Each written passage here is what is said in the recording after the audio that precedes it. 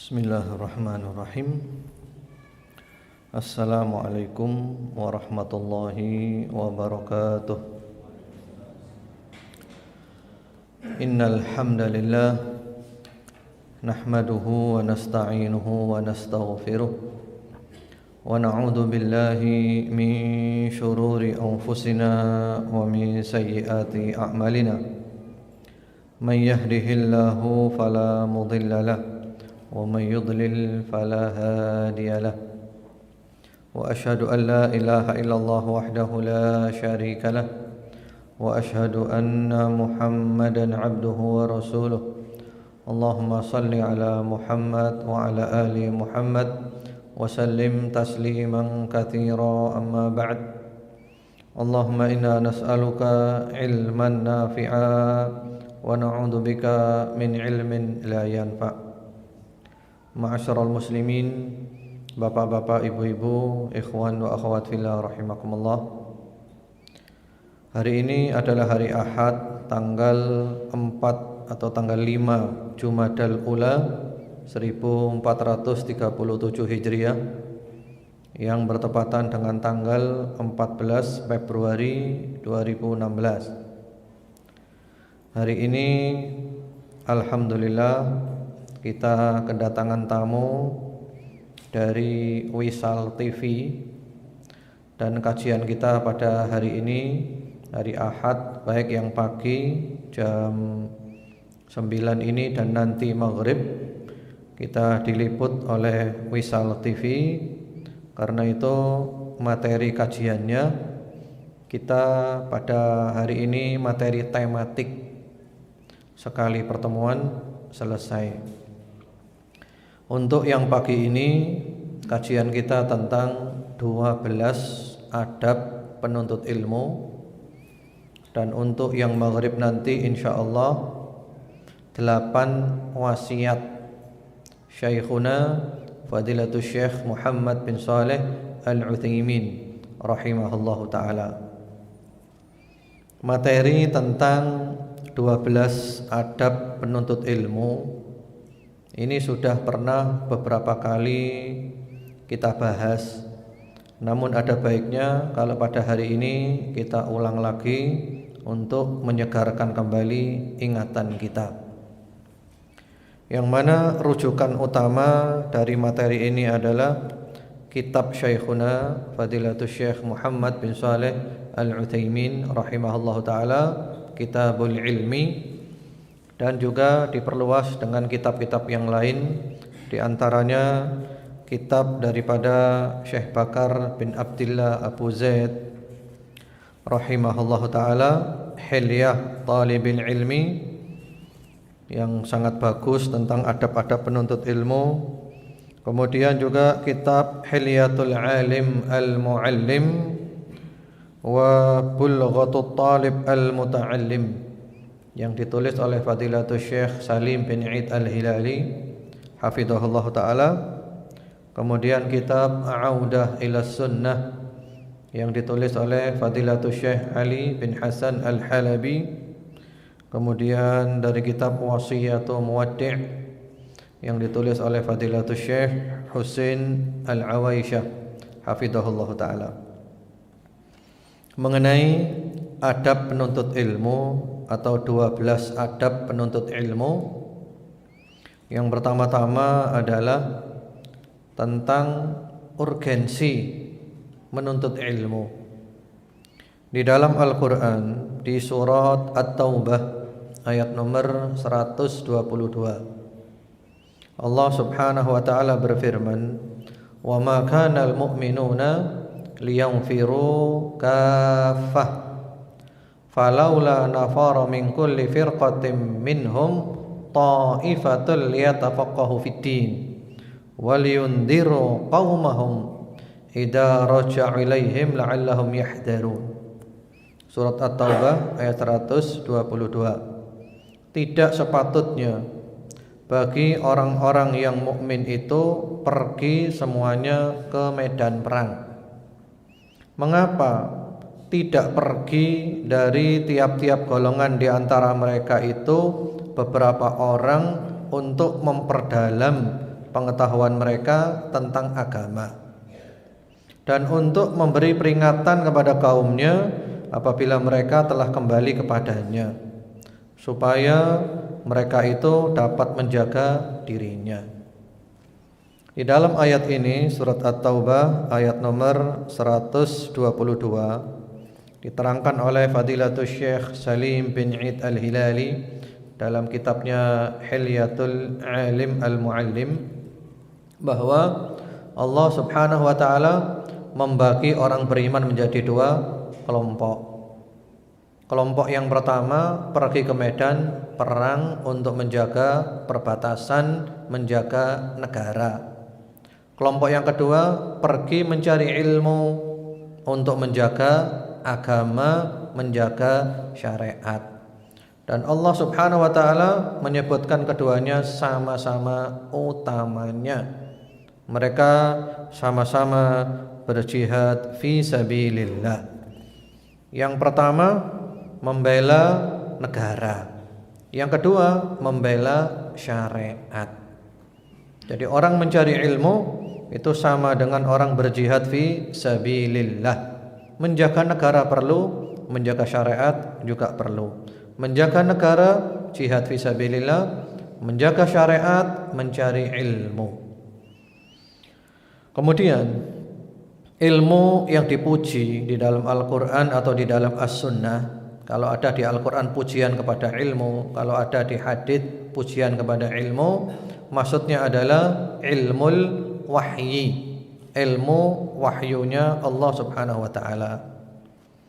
Jadi ilmu yang dipuji itu adalah ilmu wahyu, sebagaimana diterangkan oleh Syekhuna Fadilatul Syekh Muhammad bin Shalih Utsaimin rahimahullahu taala dalam kitabnya Kitabul Ilmi. Walladhi ya'nina huwa al-ilm asy-syar'i wal muradu bihi ilmu ma anzalallahu ala rasulih minal bayyinat wal huda. Fal ilmu alladhi fihi ath-thana' wal madh huwa ilmul wahyi, ilmu ma anzalallahu faqat. Yang dimaksud ilmu ini adalah ilmu syar'i, ilmu yang diturunkan oleh Allah kepada Rasulnya Muhammad sallallahu alaihi wasallam berupa keterangan-keterangan dan petunjuk. Jadi ilmu yang dipuji, yang disanjung adalah ilmu wahyu, ilmu yang diturunkan oleh Allah Subhanahu wa taala. Jadi ilmu wahyu ya, ilmu agama, mengenal Allah, mengenal agama Islam, mengenal Nabi Muhammad sallallahu alaihi wasallam. Bukan berarti ilmu umum tidak ada keutamaannya. Ilmu umum ada keutamaannya. Keutamaannya adalah untuk maslahat duniawi, untuk ngatur dunia perlu. Dan kalau niatnya baik maka juga berpahala. Tapi nomor satu adalah ilmu agama, karena ini adalah ilmu warisannya para nabi. Rasulullah Muhammad sallallahu alaihi wasallam bersabda di dalam hadis yang sahih riwayat Abu Dawud, At-Tirmidzi dan yang lain-lainnya, innal anbiya lam yuwarrithu dinaran wala dirhaman wa innama warrathul ilma faman akhadha bihi akhadha bihadzin wafir. Sesungguhnya para nabi tidak mewariskan dinar ataupun dirham. Para nabi tidak mewariskan harta, tapi mereka mewariskan ilmu. Siapa yang mengambil warisan itu berarti dia mengambil bagian yang banyak. Kalau ada kata-kata warisan, biasanya kita cenderungnya itu rebutan warisan. Nah, ini ilmu adalah warisannya Rasulullah sallallahu alaihi wasallam. Mari kita rebutan warisannya Rasulullah sallallahu alaihi wasallam. Di dalam riwayat Imam Al-Bukhari dan Muslim rahmatullahi alaihima, Rasulullah Muhammad sallallahu alaihi wasallam bersabda, "May yuridillahu bihi khairan yufaqihuhu fid-din." Barang siapa yang Allah menghendaki kebaikan padanya, Allah menjadikannya ngerti masalah agama.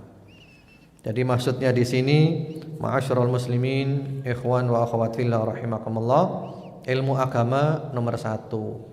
Jangan sampai kita sibuk dengan ilmu umum, ternyata ilmu agamanya diabaikan. Kemudian ada 12 adab penuntut ilmu agar supaya ilmunya itu bermanfaat, ilmunya barokah. Maka kita perlu adab penuntut ilmu. Dan para ulama semenjak dahulu kala selalu nulis kitab tentang adab penuntut ilmu. Apa saja 12 adab itu? Yang pertama-tama adalah ikhlasun niyyah lillahi azza wa jalla. Mengikhlaskan niat karena Allah azza wa jalla. Ikhlas. Niat ini tujuannya adalah saya belajar ini karena Allah. Saya ingin mendapatkan akhirat, ingin mendapatkan ridhonya Allah, ingin mendapatkan surganya Allah. Ikhlas. Karena kalau orang cari ilmu tidak ikhlas bahaya sekali. Di dalam hadis riwayat Imam Ahmad rahimahullahu taala dan yang lainnya, Rasulullah Muhammad sallallahu alaihi wasallam bersabda, "Man ta'allama ilman mimma yubtagha bihi wajhullah la yata'allamuhu illa liyusiba bihi 'aradan minad dunya lam yajid 'arfal jannah yaumal qiyamah." Yani rihaha. Barang siapa yang mencari ilmu yang semestinya mencari ilmu itu karena Allah, ternyata dia tidak mencarinya, tidak mempelajarinya kecuali hanya untuk mendapatkan secuil daripada dunia, maka nanti hari kiamat dia tidak mencium baunya surga. Jadi ilmu mestinya ikhlas karena Allah. Ternyata tujuannya cari ilmu adalah untuk mencari dunia. Apa ancamannya? Ancamannya apa? Tidak mencium baunya surga. Ya. Syekhuna Syekh Utsaimin mengatakan wa hadza wa'idun syadid. Ini ancaman yang sangat keras. Baunya surga aja tidak mencium. Luar biasa. Jadi ikhlas. Karena itu Fadilatul Syekh Bakar bin Abdullah Abu Zaid rahimahullahu taala dalam kitabnya Hilyah Talibil Ilmi beliau mengatakan fa in faqadal ilmu ikhlasan niyyah intaqala min afdalit ta'at ila ahattil mukhalafat. Kalau ilmu itu sudah kehilangan niat yang ikhlas, maka berpindahlah ia dari ketaatan yang paling afdal menuju penyimpangan yang paling rendah. Jadi ilmu ini ketaatan yang paling afdal kalau ikhlas. Kalau enggak ikhlas maka langsung jatuh menjadi penyimpangan yang paling rendah sampai bawah.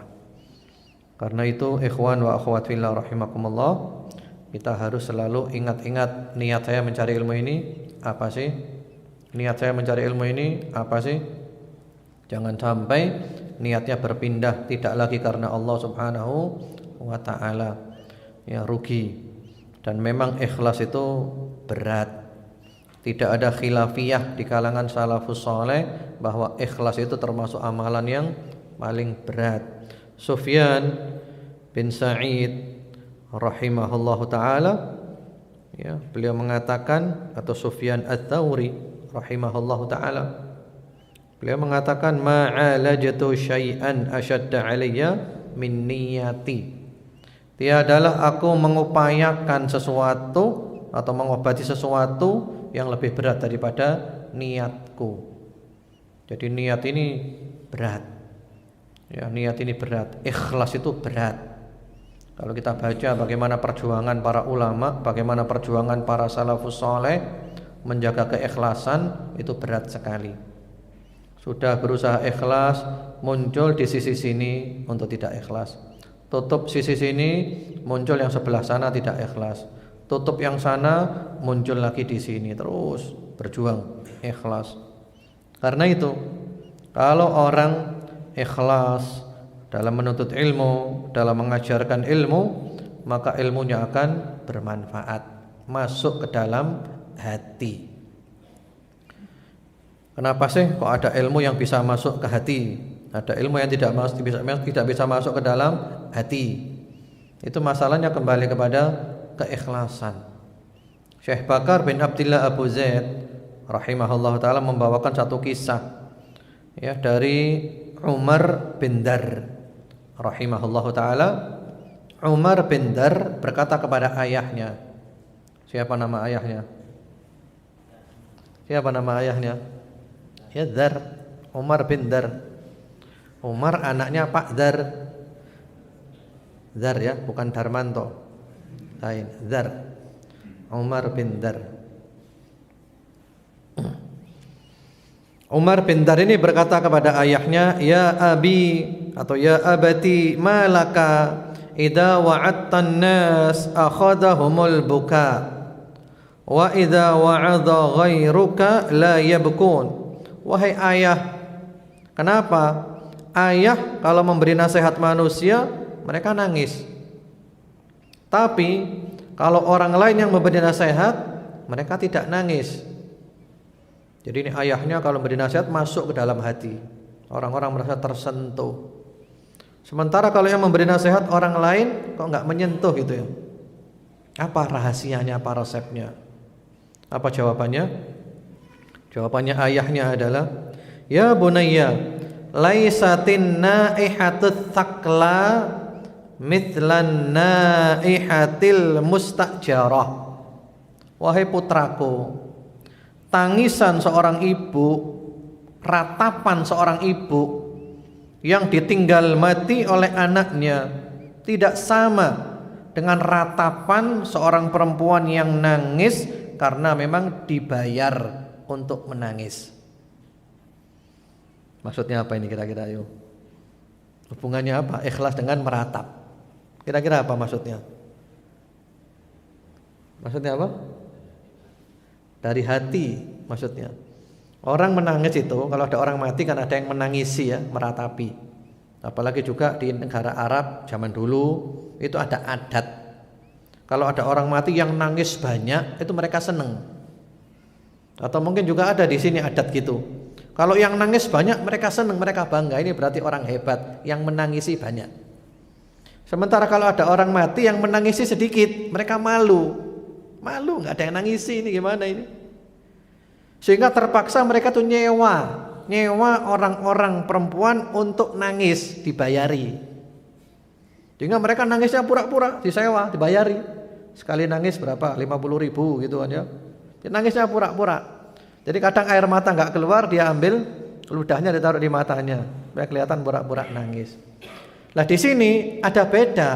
Seorang ibu yang nangis meratapi anaknya yang mati, ini tangisannya dari lubuk hati yang terdalam. Sementara orang perempuan yang nangisnya nangis bayaran, nah ini nangisnya pura-pura, bukan dari hati. Jadi maksud ayahnya ya, kalau orang itu menyampaikan dari lubuk hatinya akan masuk ke dalam hati. Tapi kalau bukan dari hatinya tidak akan bisa masuk ke dalam hati. Nah, ini yang pertama, ikhlas. Sebenarnya pembahasan masalah ikhlas ini panjang lebar. Kami ada kumpulan ceramah judulnya Ilmu Ikhlas. Kami pernah mengkaji ilmu ikhlas dalam 15 kali pertemuan. Itu khusus ilmu ikhlas saja. 15 kali pertemuan, rata-rata hampir 1 jam. Masya Allah. Mudah-mudahan Allah menjadikan kita sebagai orang-orang yang ikhlas. Allahumma amin. Kemudian adab yang kedua adalah raf'ul jahli an nafsihi wa an ghairihi. Di antara adab penuntut ilmu itu adalah memberantas kebodohan dari dirinya dan dari orang lain. Jadi ketika cari ilmu niatnya adalah saya mencari ilmu untuk memberantas kebodohan dari diri saya dan dari orang lain. Karena manusia pada asalnya itu nggak ngerti apa-apa. Manusia pada asalnya kita tidak ngerti apa-apa. Sebagaimana firman Allah Subhanahu wa taala di dalam surat An-Nahl ayat nomor 78. Allah berfirman, "Wallahu akhrajakum min butuni ummahatikum la ta'lamuna syai'a wa ja'ala lakumus sam'a wal absara wal af'idata la'allakum tashkurun." Dan Allah mengeluarkan kamu dari perut ibumu, kamu tidak ngerti apa-apa. Kita lahir dulu ngerti enggak kita? Enggak ngerti apa-apa, enggak punya ilmu. Tapi Allah memberikan fasilitas, Allah memberikan telinga untuk dipakai mendengarkan dan mengambil pelajaran dari yang didengar. Allah memberikan fasilitas mata untuk melihat dan mengambil pelajaran dari yang kita lihat. Allah memberikan fasilitas hati, akal, pikiran untuk memahami. Nah, kemudian jadi ngerti, kemudian kamu bersyukur kepada Allah Subhanahu wa taala. Jadi kita ini pada asalnya tidak ngerti, maka niatnya belajar supaya ngerti, supaya paham. Al-Imam Ahmad bin Hanbal rahimahullahu taala mengatakan, al-ilmu la ya'diluhu syai'un liman sahhat niyatuhu. Ilmu itu tidak ada tandingannya kalau orang niatnya itu benar. Ilmu itu perkara yang dahsyat, enggak ada tandingannya kalau niatnya benar. Lalu beliau ditanya, kaifa dzalik? Maksudnya bagaimana niatnya benar itu? Kata Imam Ahmad, yanwi raf'al jahli an nafsihi wa an ghairihi. Ketika mencari ilmu, niatnya adalah memberantas kebodohan dari dirinya dan dari orang lain. Jadi ilmu ini luar biasa, Masya Allah. Ini amalan yang luar biasa. Seperti antum dari rumah datang ke sini. Mungkin ada sebagian dari antum yang berangkat dari rumah 1 jam yang lalu, baru sampai ke sini 1 jam. Ini pengajian dimulai jam 9 pagi. Mungkin antum keluar dari rumah jam 8, ya kan? Kajian jam 9 sampai jam 10. Lalu antum pulang lagi ke rumah, sampai rumah jam 11. Berarti 3 jam. Mulai berangkat pengajian sampai pulang 3 jam. Dengan orang yang tidak mau hadir pengajian, dia di rumahnya saja membaca Al-Quran 3 jam. 3 jam itu kalau membaca yang cepat ya, yang lancar, katakanlah satu juz itu setengah jam. 3 jam berarti berapa juz? 3 jam berarti 6 juz. Dia ngaji di rumahnya 6 juz, tapi tidak mau hadir pengajian.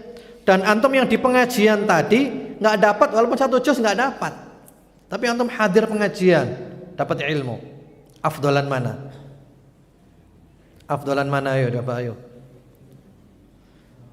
Afdol yang mana?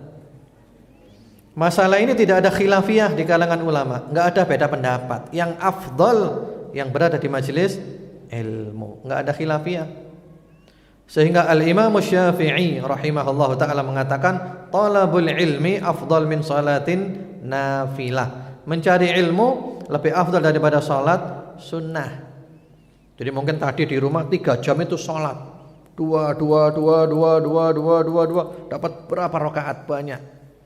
Antum di sini nggak dapat berapa rakaat, tapi dapat ilmu. Yang afdal di sini. Itu nggak ada khilafiyah di kalangan ulama. Kenapa? Ada banyak sebabnya, di antaranya 2 sebabnya.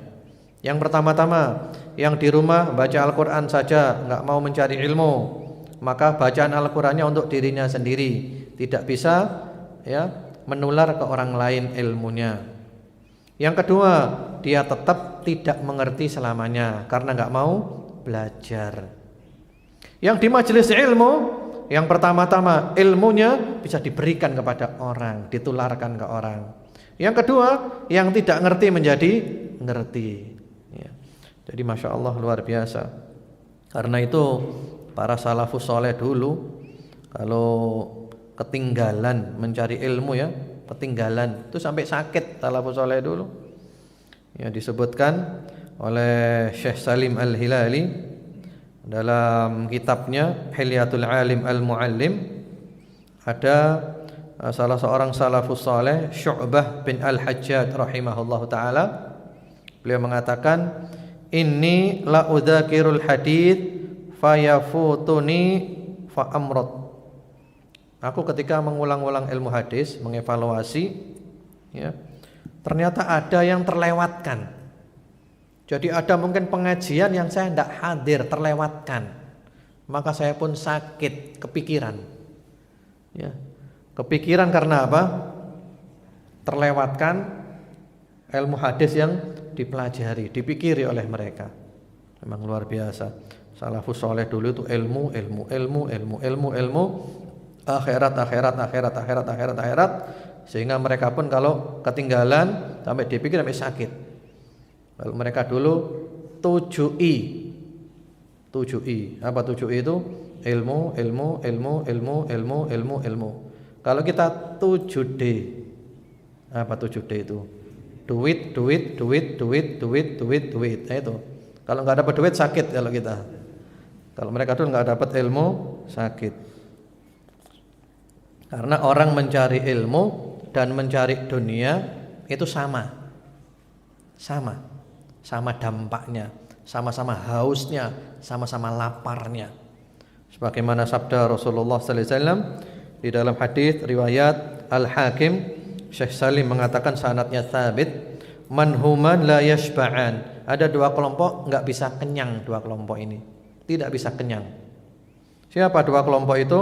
Mafhum fi ilm la yashba' wa mafhum fi wa manhum fi ilmin la yashba' wa manhum fi dunya la yashba'. Yang pertama adalah orang yang mencari ilmu, dia tidak akan pernah bisa kenyang. Yang kedua orang mencari dunia, enggak bisa kenyang. Kalau cari ilmu positif, cari dunia negatif. Kalau sampai seperti itu. Kemudian yang ketiga di antara adab penuntut ilmu adalah ad-difa' 'ani syariah. Kita berniat untuk membela syariat. Saya mencari ilmu, niatnya membela syariat. Syariat mau dirusak. Nah, kita bela dengan mencari ilmu. Karena kitab tidak bisa membela syariat. Kitab enggak bisa membela. Ada perpustakaan isinya ribuan kitab. Lalu ada orang masuk ke perpustakaan itu mengajarkan ajaran sesat di sana. Kitab-kitab bisa bantah enggak kitab-kitab itu? Bisa bantah apa enggak kitab-kitab itu? Enggak bisa bantah, kitab enggak bisa ngomong, benda mati. Yang bisa bantah siapa? Yang mempelajari kitab itu, yang membaca kitab itu. Jadi kita niatnya membela syariat Allah. Apalagi sekarang ini penyimpangan terus bertambah. Nah, kita bela syariat Allah dengan mempelajari ilmu ini. Jihad yang luar biasa. Kemudian yang keempat, di antara adab penuntut ilmu adalah rahabatus sadr fi masailil khilaf. Lapang dada menyikapi perbedaan pendapat. Ini penting. Lapang dada. Hendaklah para penuntut ilmu itu menghiasi dirinya dengan lapang dada menyikapi perbedaan pendapat. Para ulama termasuk Syekhuna Fadilatul Syekh Muhammad bin Shalih Al-Utsaimin rahimahu taala mengatakan, kalau dalam masalah-masalah akidah ya enggak boleh kita menyimpang dari akidahnya salafus saleh. Akidah harus akidahnya salafus saleh, atau gampangnya itu ahlus sunnah wal jamaah. Tapi ada lagi masalah-masalah yang memang terbuka peluang untuk ijtihad, terbuka peluang untuk berpendapat, maka kita harus berlapang dada menyikapi perbedaan pendapat. Ini penting sekali. Ini amat sangat penting. Jangan sampai gara-gara masalah beda pendapat lalu kita hujat sana, hujat sini. Sekarang ini zaman fitnah. Ya ikhwan wa akhwat fillah rahimakumullah, termasuk juga pendengar RDI dan pemirsa di Wisal TV, terutama para penuntut ilmu. Sekarang ini adalah zaman fitnah, saling hujat sana, hujat sini, jatuhkan sana, jatuhkan sini, pembunuhan karakter dan yang lain-lainnya. Nah, kita sebagai para penuntut ilmu jangan pernah sibuk dengan hal-hal seperti itu. Itu enggak ada faedahnya. Semua itu hanya bersumber dari hawa nafsu dan kepentingan. Al-hawa wal masalih. Hawa nafsu dan kepentingan. Kita sibuk saja dengan mencari ilmu, kita berusaha mengamalkan ilmu, kita berusaha mendakwahkan ilmu, dan kita sabar. Sabar mencari ilmu, sabar mengamalkan ilmu, dan sabar mendakwahkan ilmu. Itu fitnah enggak ada faedahnya. Dan fitnah ini akan hilang dengan sendirinya, dan nanti ganti dengan fitnah baru lagi, hilang lagi dengan sendirinya, ganti dengan fitnah lagi. Itu penuh dengan kepentingan dan penuh dengan hawa nafsu. Jangan ikut-ikutan sama sekali, enggak ada faedahnya. Apalagi ilmu bantah-bantahan, itu ilmu yang gampang, ilmu bantah-bantahan tapi enggak ada faedahnya. Sudahlah, serahkan kepada yang lainnya saja, yang ahlinya. Kita fokus cari ilmu, mengamalkan ilmu, dan berusaha mendakwahkan ilmu. Karena itu adab yang kelima adalah al-amal bil ilmi au zakatul ilmi. Adab penuntut ilmu yang kelima adalah mengamalkan ilmu, atau diistilahkan oleh para ulama dengan zakat ilmu. Kalau uang ada zakatnya, ilmu pun juga ada zakatnya. Apa zakatnya ilmu? Amalkan. Itu zakatnya ilmu. Jadi penuntut ilmu menghiasi dirinya dengan mengamalkan ilmunya, baik dalam akidah ataupun dalam ibadah, ataupun dalam akhlak, ataupun dalam adab, ataupun dalam muamalah. Praktek lengkap. Jadi agama bukan hanya akidah saja, agama bukan hanya akhlak saja, agama bukan hanya muamalah saja, tapi lengkap semuanya dipraktekkan. Ini adalah hasil daripada ilmu. Karena ikhwan wa akhwat fillah rahimakumullah, kita punya ilmu tidak kita amalkan, maka ilmu akan mencelakakan kita. Ada sebuah hadis Rasulullah sallallahu alaihi wasallam yang diriwayatkan oleh Imam Muslim rahimahullahu taala. Beliau bersabda, "Wal Qur'anu hujjatun laka au 'alaika." Al-Qur'an itu menjadi hujjah yang membela kamu atau mencelakakan kamu. Jadi Al-Qur'an, ya Al-Qur'an ini bisa membela kita, bisa mencelakakan kita. Nah, ini Al-Qur'an ini ya. Ini bisa membela kita, bisa mencelakakan kita. Kalau kita baca, kita fahami, kita amalkan, membela kita. Tapi kalau kita baca, enggak faham, enggak diamalkan, malah dilanggar, mencelakakan kita. Sama dengan ilmu. Bahkan nanti hari kiamat itu ilmu kita oleh Allah ditanya ya, madza amila bih, apa yang dia amalkan dari ilmunya. Mudah-mudahan kita semua termasuk orang yang mengamalkan ilmu. Dan ilmu ini tidak sama dengan uang. Kalau uang dikeluarkan berkurang. Kalau ilmu kita amalkan dan kita ajarkan, oleh Allah dijadikan tambah, berkembang ilmunya, bertambah ilmunya. Semakin antum dermawan memberikan ilmu, semakin Allah pun memberikan kepada antum tidak pakai perhitungan lagi. Dan ini fakta, realita nyata.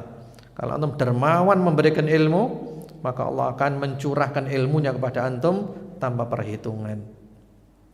Kemudian yang keenam, di antara adab penuntut ilmu adalah ad-da'watu ilallah. Kita berdakwah, mengajak manusia kepada Allah. Ya, coba perhatikan ya. Ad-da'watu ila siapa? Ilallah. Mengajak manusia kepada Allah. Jadi dakwah ini bukan mengajak manusia kepada golongan kita, kelompok kita, pribadi kita, yayasan kita, organisasi kita, dan semisalnya. Kita giring manusia menuju Allah, Allah, Allah, dan Allah. Ya, kita ini semuanya wajib berdakwah. Dan berdakwah itu tidak harus di mimbar seperti ini, tidak harus pengajian kayak gini. Dakwah itu dimanapun kita berada kita bisa berdakwah. Mau di kantor, di pasar, ya di kampus, dimanapun kita berada kita berdakwah. Ada sebuah hadis Rasulullah Muhammad SAW yang insyaallah kita semua hafal, yang berbunyi, balighu anni walau ayah, sampaikan dariku walaupun satu ayat. Ini hadis singkat, padat, luar biasa hadis ini. Yang pertama-tama, balighu, sampaikanlah oleh kalian. Ini maknanya adalah taklif. Taklif, kita diberi beban. Sampaikan, sampaikan. Ini beban. Ayo sampaikan. Kemudian anni, dariku. Ini adalah tasyrif. Tasyrif itu adalah kehormatan, kemuliaan. Yang kita sampaikan dari siapa? Dari siapa? Dari Rasulullah Muhammad SAW. Ini kehormatan, kemuliaan. Bukan dari orang biasa, dari Rasulullah Muhammad SAW. Kita penyambung lidahnya Nabi Muhammad SAW. Walau ayat, walaupun satu ayat. Ini adalah takhfif. Takhfif itu keringanan. Enggak harus hafal Al-Quran dulu, enggak harus hafal Sahih Bukhari, Sahih Muslim dulu. Tapi yang kita punya kita sampaikan semampu kita. Kalau enggak tahu bilang wallahu alam la adri. Tapi yang tahu disampaikan. Subhanallah. Hadisnya singkat, mengandung tiga Apa tadi 3 kira-kira? Apa tadi istilahnya? Taklif, terus tasyrif, terus takhfif. Pembebanan, kemuliaan, dan keringanan. Ya, dakwah. Kemudian adab yang ketujuh adalah al-hikmah. Nah, penuntut ilmu harus punya sifat hikmah. Hikmah itu adalah menempatkan sesuatu pada tempatnya. Ini penting sekali. Kalau kita menempuh jalan hikmah ini, kita akan mendapatkan kebaikan yang sangat banyak. Ilmu itu sedikit, tapi hikmah itu banyak. Allah berfirman di dalam surat Al-Baqarah 269, "Wa may yu'tal hikmata faqad utiya khairan katsira." Barang siapa yang diberikan hikmah, sungguh dia telah diberikan kebaikan yang banyak. Jadi hikmah ya, apalagi dakwah ini perlu dengan hikmah, menempatkan sesuatu pada tempatnya. Allah berfirman di dalam surat An-Nahl ayat nomor 125, "Ud'u ila sabili rabbika bil hikmah." Dakwahlah kepada jalan Rabbmu dengan hikmah. Yang pertama dengan hikmah dulu.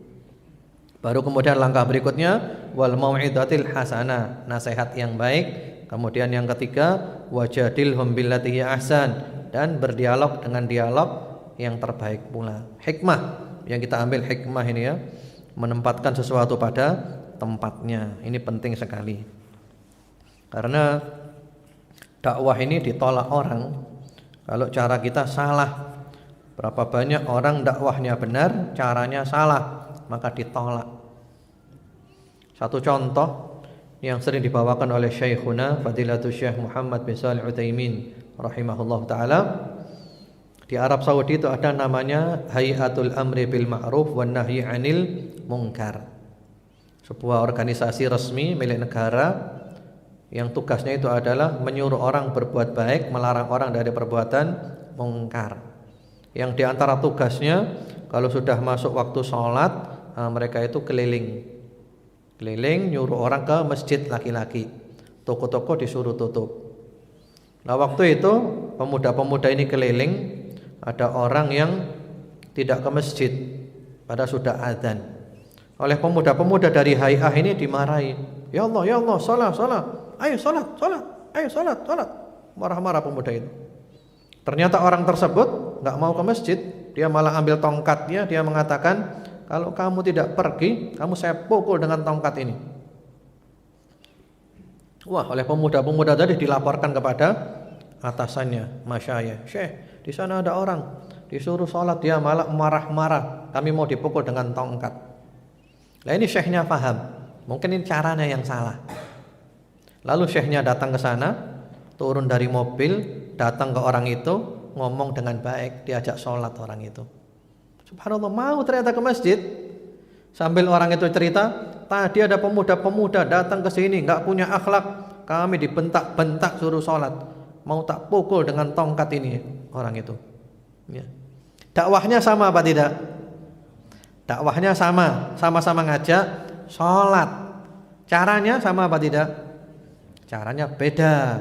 Hasilnya pun juga berbeda. Yang tadi ditolak ini diterima gara-gara apa? Cara. Jadi hikmah ini penting, menempatkan sesuatu pada tempatnya. Kapan kita harus lembut, lemah lembut, kapan harus tegas, kapan harus keras, semuanya ada tempatnya. Inilah maksud daripada hikmah. Kemudian adab yang ke-8, an yakuna talibus sabiran 'ala ta'allum. Hendaklah penuntut ilmu itu sabar atas ketika mencari ilmu. Sabar ya, sabar, tegar, teguh ketika mencari ilmu. Nah, ini sabar ini adalah segala-galanya. Yang dimaksud dengan sabar di sini, kalau belajar itu jangan putus di tengah jalan.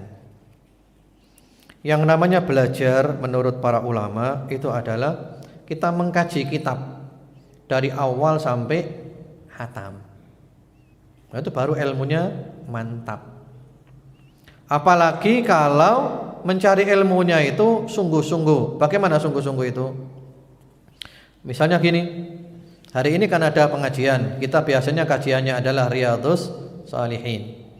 Lah antum tadi sebelum ke sini di rumah sudah dikaji. Kan kemarin sampai di mana sudah ada batasnya kan tandanya. Oh berarti nanti kajiannya hadits-hadits ini, ayat-ayat ini. Itu dikaji dulu di rumah dibaca. Baca, yang belum jelas mana diberi tanda. Ketika datang ke sini saya terangkan langsung nyambung. Tinggal yang kurang jelas ditanyakan. Kemudian sepulang dari kajian ini di rumah nanti yang dikaji tadi itu dibaca lagi, dibuat rangkuman, ringkasan. Ini kalau antum praktekkan sampai khatam kitab, Masya Allah, antum punya ilmu itu mumpuni, catatannya lengkap, faham, punya ringkasannya. Tapi ya, yang ngaji model gini ada enggak? Ada berapa persen? 0,00 sekian persen. Ya. Kebanyakan kita terus terang saja baru buka buku ketika di majelis. Itu pun kalau bawa buku. Ada juga yang enggak bawa kitab. Sehingga ketika dijelaskan ini enggak nyambung-nyambung, loading terus masihan. Ini masih enggak ketemu-ketemu ini. Nah, ini insya Allah dapat barokahnya majelis ilmu. Tapi kalau ilmunya masih belum. Apalagi nanti setelah itu bukunya ditutup, nggak dibuka lagi. Pekan depan baru dibuka lagi. Ya, kurang mantap ilmunya. Kalau ingin ilmunya mantap sebelum datang dikaji dulu. Ketika datang langsung nyambung. Yang kurang paham ditanyakan. Pulang dari majelis taklim dibaca lagi, dibuat rangkuman. Wah, catatannya disimpan, mantap ilmunya. Itulah yang dimaksud orang itu sabar ketika mencari ilmu. Jangan sampai nanti datang ke majelis ilmu, kadang datang, kadang enggak datang. Kadang datang, kadang enggak datang, sehingga tidak pernah khatam kitab. Enggak pernah khatam kitab. Jadi baru dimulai berapa halaman enggak datang. Ya, orang-orang model gini ilmunya enggak mantap.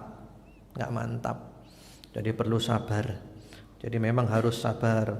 Sahabat Abdullah ibnu Abbas, beliau pernah ditanya. Beliau kan termasuk sahabat yang rajin dalam mencari ilmu, dan beliau semangat dalam mencari ilmu. Beliau pernah ditanya, bima adraktal ilma, dengan apa anda mendapatkan ilmu?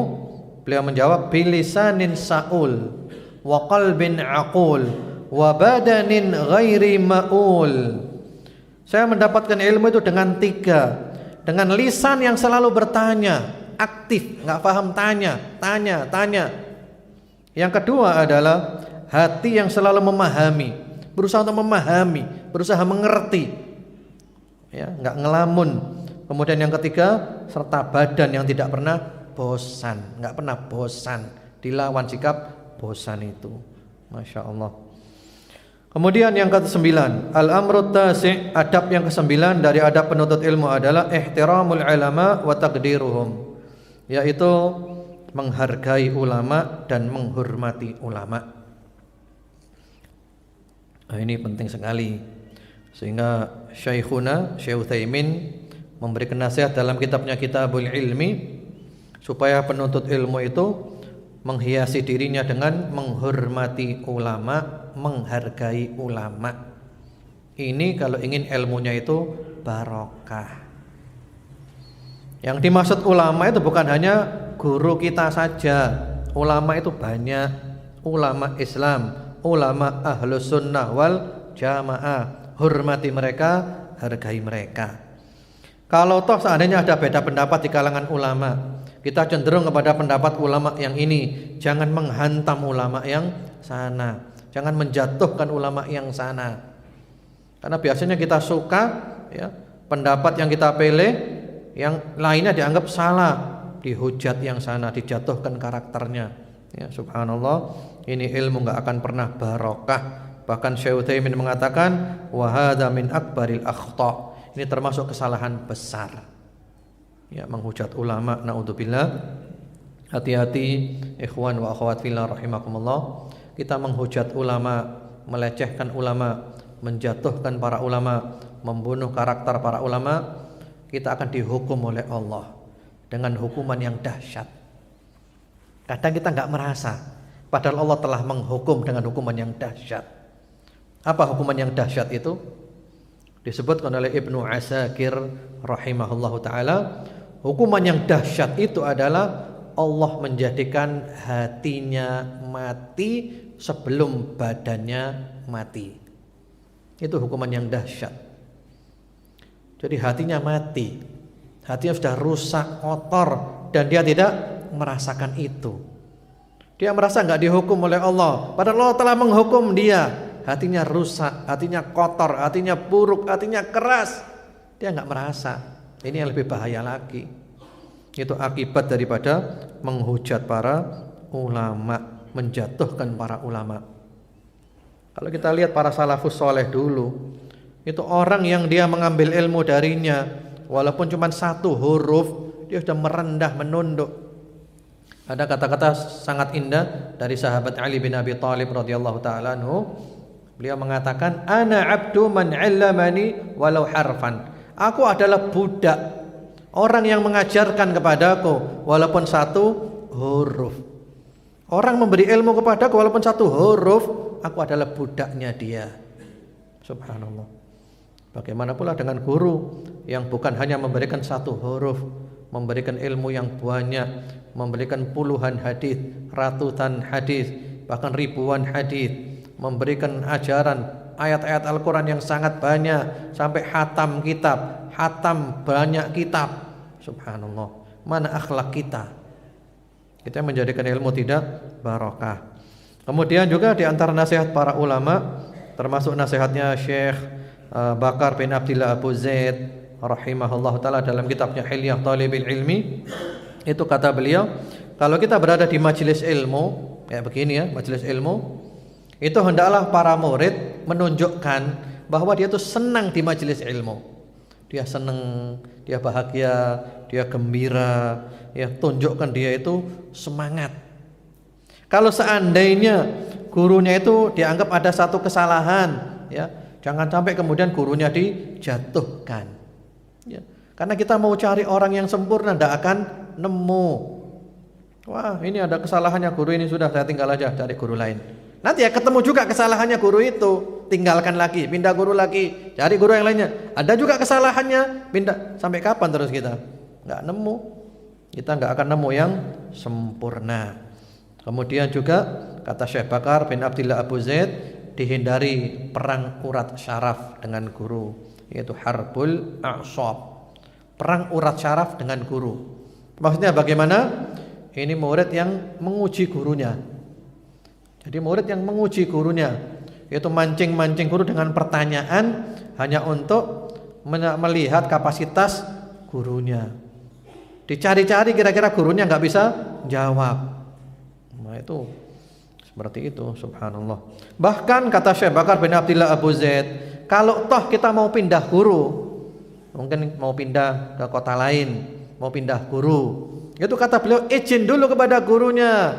Wahai guru, wahai syekh, wahai ustadz, saya mau pindah, mohon maaf, saya juga berarti mau pindah guru, izinkan saya, mohon nasihatnya. Wah itu akhlak. Jadi bukan asal hadir, pergi seenaknya, nggak ada akhlaknya. Yang menjadikan ilmu itu barokah adalah akhlak kepada guru. Tanyakan kepada semua yang sekarang ini punya pondok pesantren, tanyakan kepada para kiai, para ustadz, para gus semuanya, tanyakan. Yang menjadikan ilmu itu barokah apa? Insya Allah jawaban mereka semuanya sepakat, nggak ada khilafiyah.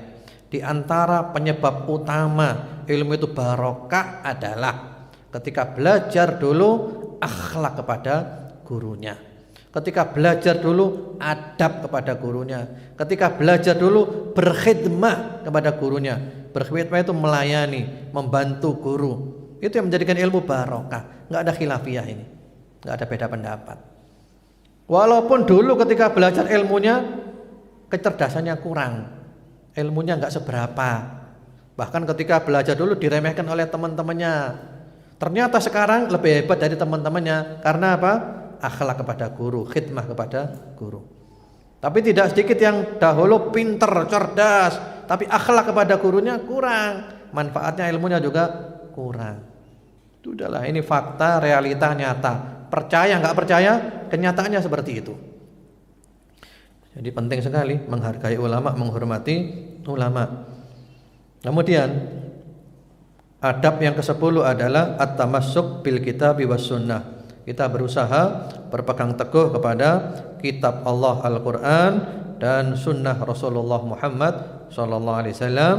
Ini merupakan sumber ilmu. Kita harus memulai dari sini. Para salafus soleh dulu masih kecil itu harus hafal Al-Quran dulu sebelum menginjak ilmu yang lainnya. Rata-rata salafus soleh dulu itu hafal, faham Al-Quran umur 7 tahun, 10 tahun, baru menginjak ilmu yang lainnya. Mungkin ini kalau kita terapkan berat, ya berat. Ya berarti kita kurangi saja. Nggak hafal nggak apa-apa, nggak hafal 30 juz nggak apa-apa, tapi usahakan bacaannya bagus. Ya artinya tajwidnya benar, terutama makhrajnya benar. Ini harus. Jangan sampai penuntut ilmu ngaji aja nggak bisa, tajwidnya keliru semua, makhrajnya salah juga. Wah ini aib. Apalagi penuntut ilmu rajin mencaci maki ulama.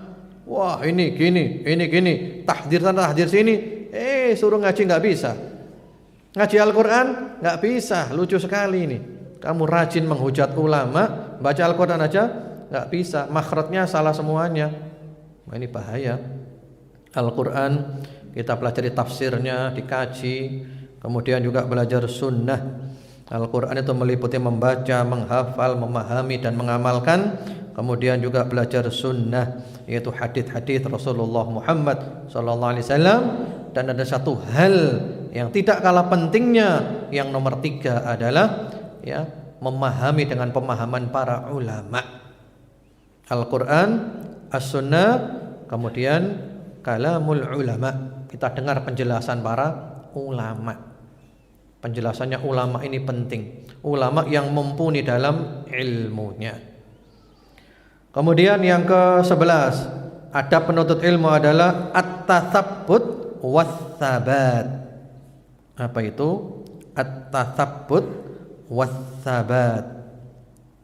Kalau kata-kata at-tatsabbut itu maksudnya adalah hati-hati. Kalau kita dapat berita, mau menukil berita, itu kita harus hati-hati. Ada berita, diperiksa dulu, benar nggak ini? Sahih nggak ini? Oh nggak benar, buang, selesai. Oh benar, oh sahih, pikir lagi. Kalau saya sebarkan, manfaat nggak ini? Oh nggak manfaat, jangan disebarkan. Oh manfaat, sebarkan. Ini penting. Dan zaman sekarang ini sudah krisis. Kita krisis ini. Zaman sekarang ini zaman copy paste. Asal kirim, asal kirim, asal kirim. Sahih atau enggak tahu. Benar atau enggak tahu. Ada manfaat atau madarat, enggak tahu. Itu bukan adabnya penuntut ilmu. Berita apapun yang sampai kepada kita, jangan keburu-buru diterima, dicek dulu, diperiksa dulu, benar enggak ini? Ya. Oh enggak benar, ya sudah selesai. Oh benar. Nah baru kemudian kalau saya sebarkan gimana, manfaat enggak? Oh enggak ada manfaatnya, jangan sebarkan. Oh ada manfaatnya, baru disebarkan. Di dalam hadis yang sahih, Rasulullah Muhammad SAW bersabda, "Kafa bil mar'i kadziban an yuhadditsa bi kulli ma sami'." Cukuplah bagi seorang itu suatu kebohongan, suatu dusta, yaitu dia menceritakan semua yang dia dengar. Kan kemarin kita ada nyebarkan itu ya di WhatsApp, kemudian juga di website tentang gambar itu loh. Antum melihat nggak gambar? Kalau kita lihat, semua yang lihat pasti mengatakan itu gambar kentang plus telur mata sapi. Ada putihnya, ada kuningnya. Semua yang lihat pasti mengatakan begitu. Padahal ternyata serupa tapi tak sama. Yang mirip kayak kentang itu adalah irisan apel. Yang mirip seperti kuningnya telur itu adalah buah brutus namanya. Yang mirip putihnya telur itu adalah yogurt yang kental. Loh, gimana ini? Makanya hati-hati. Tidak semua yang kita lihat itu pun harus keburu-buru kita percaya. Periksa dulu, benar enggak ini? Ya, jangan gampang-gampang. Jadi at-tathabbut ini penting, cek dan recheck. Kemudian ats-tsabat. Yang dimaksud ats-tsabat itu adalah sabar, tabah, tidak mudah bosan, tidak mudah marah-marah ketika mencari ilmu. Jangan mengambil ilmu secuil-secuil saja. Karena kalau secuil-secuil saja, waktu habis, ilmu enggak dapat. Ya, sabar terus, teguh, tegar sampai ilmunya benar-benar mumpuni. Kemudian yang terakhir, yang ke-12 dari adab penuntut ilmu ini adalah al-hirsu ala fahmi muradillah wa muradi rasulih sallallahu alaihi wasallam. Kita berupaya untuk berusaha memahami maksudnya Allah apa dengan ayat ini. Maksudnya Rasulullah apa dengan hadits ini? Ini penting. Berapa banyak orang yang tahu ayat, tahu hadits tapi salah paham. Ini berat. Orang salah paham dengan orang tidak mengerti, lebih berat mana? Berat mana? Yang lebih parah yang mana? Salah paham. Orang nggak ngerti diberitahu seneng, oh terima kasih jazakallahu khair barakallahu fiik. Tapi kalau orang salah paham, itu ngeyel nanti. Loh ini ayatnya ada, haditsnya ada. Loh, memang betul ayatnya ada, haditsnya ada, cuman kamu salah dalam memahaminya, bukan gitu maksudnya. Nah, itu penting. Bagaimana cara memahaminya? Ya kita buka. Kalau Al-Qur'an ya tafsir Ibnu Katsir, tafsir Az-Sa'di, tafsir At-Tabari. Kalau hadis ya juga pendapatnya para ulama. Bagaimana menurut Imam Bukhari syarahnya Fathul Bari, Imam Muslim syarah Sahih Muslim, dan juga syarah-syarah para ulama yang lainnya, baru faham. Tidak difahami dengan sendirinya. Demikianlah ikhwan wa akhwat fillah rahimakumullah sekalian, termasuk juga para pemirsa Wisol TV. Kajian kita pada pagi hari ini tentang 12 adab penuntut ilmu. Mudah-mudahan kajiannya ini bermanfaat. Dan pada hari ini kita nggak ada tanya jawab ya. Dan insya Allah nanti ba'dal maghrib kajiannya juga tematik, akan dikaji tentang 8 wasiatnya Syekhuna Fadilatul Syekh Muhammad bin Shalih Al-Utsaimin rahimahullah ta'ala. Demikian, semoga bermanfaat. Wallahu alam bisawab. Semoga Allah menjadikan kita istiqamah dan Allah tutup umur kita dengan husnul khatimah. Allahumma amin. Subhanakallahumma bihamdika asyhadu an la ilaha illa anta astaghfiruka wa atubu ilaik. Assalamualaikum warahmatullahi wabarakatuh.